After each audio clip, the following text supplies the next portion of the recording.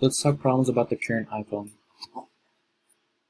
Number one, 5G speed isn't as fast as expected. I know some of you might think that it's not Apple's fault, that it could be the carrier's fault, like AT&T, Verizon, Sprint, T-Mobile, etc.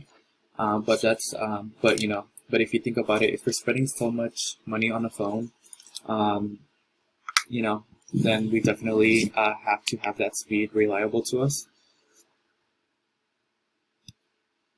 Number two, the flat sides of the phone. As you can see, I added a small picture towards the right corner. This is more for people that don't like using phone cases and aren't a big fan of phone cases. I'm not a really big fan of a phone case, so I definitely do see problems with the flat sides. So when it comes to that, I always tend to see dust particles, and I always see fingerprints on it.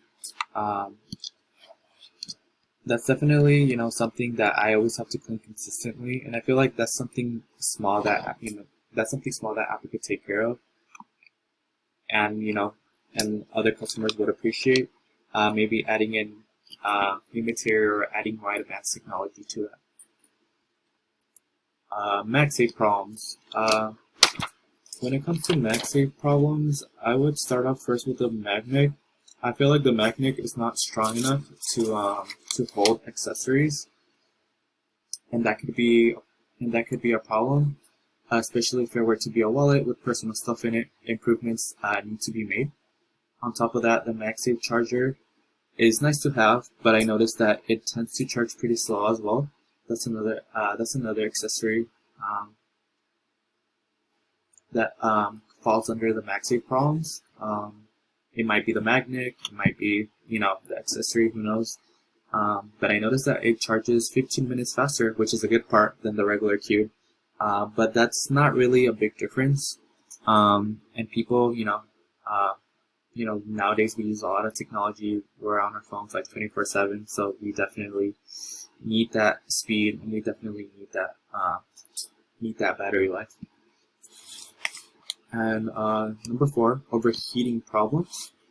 So overheating problems, this basically benefits the people that like to use their phone a lot.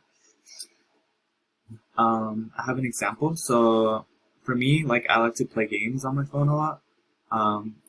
But once it hits more than 10 minutes, it starts to overheat and the display brightness starts to dim. It is an issue because apparently they added a 5 nanometer chip that is supposed to be more efficient and supposed to be run more cool. So I definitely thought we had no longer these overheating issues ever again. And a lot of users think the same as well as doing my research.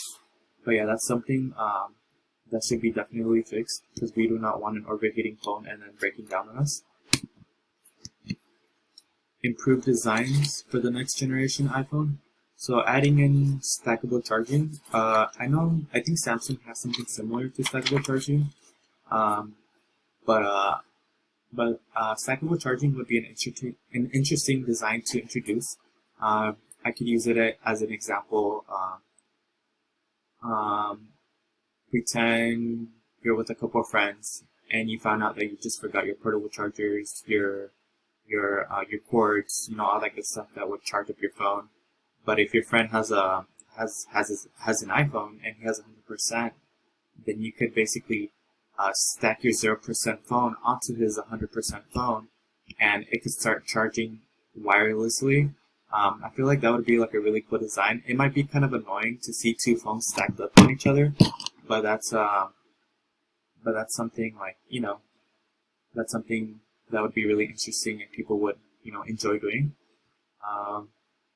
But yeah, and then the second would be increasing the battery life.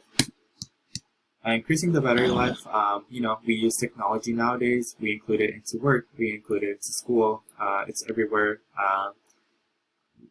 Old generations use it, present generations, and future new generations are going to be using it. So we do need the increase of battery life. Increasing water resistant. I feel like Apple has been improving on the waterproof, but it's definitely not unlimited. I feel like people would benefit more.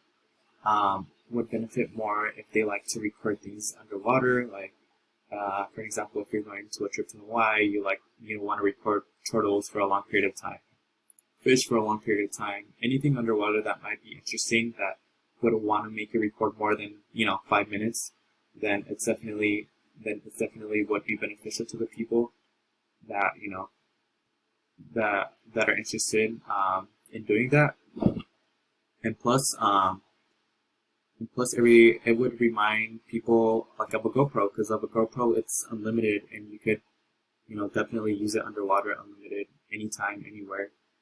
So that's pretty cool about it. So I feel like that's something that we should improve on, the increasing water resistance and designing more of that efficiently.